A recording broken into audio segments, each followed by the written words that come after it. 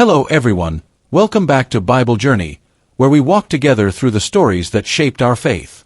Today, we begin right at the very start, the creation of the world, from the book of Genesis chapters 1 and 2. If you haven't subscribed yet, take a moment to do so and join our growing family of believers.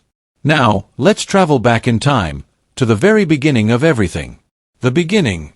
Before there was life, before there was time, before there was even light, there was only darkness. The world was formless and empty, with deep waters covering everything. But then, God spoke. His voice broke through the silence of eternity. Let there be light. And at that moment, light burst forth. Bright, pure, and beautiful. God saw that the light was good. He separated the light from the darkness, calling the light day, and the darkness night. That was the very first day of creation. Day 2, the sky above. Then God said, "Let there be a space between the waters, to separate the waters of the heavens from the waters of the earth." And just like that, the sky was formed, a wide, endless space filled with air and clouds. God called this great space heaven. That was the second day. Day 3, land and plants. Next, God spoke again. "Let the waters under the sky be gathered together so that dry land may appear." And the waters obeyed. Mighty seas rolled aside, and dry land emerged, the very ground we stand on today. God called the dry land earth, and the waters he called seas. Then he said, "Let the earth sprout with vegetation, every plant and every tree that bears fruit with seed inside." And instantly, the barren earth came alive.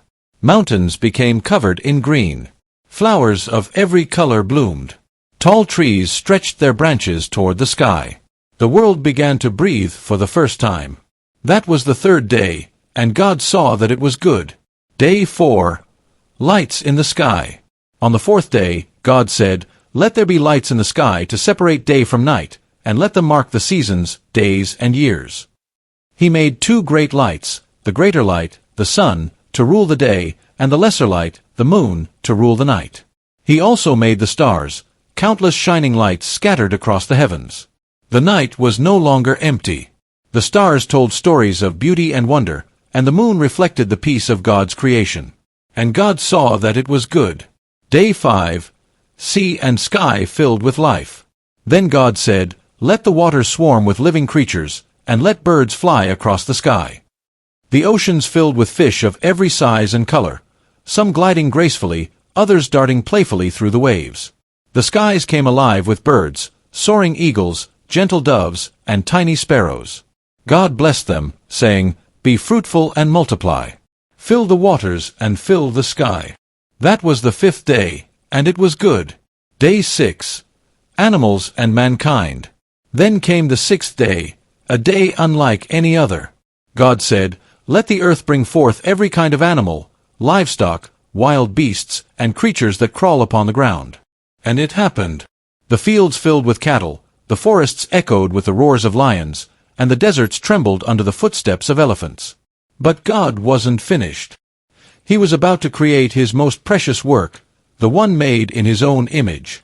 God said, "Let us make man in our image, after our likeness, and let them have authority over the fish of the sea, the birds of the air, and all the earth." So God formed man from the dust of the ground. He breathed into his nostrils the breath of life, and man became a living soul. He called him Adam.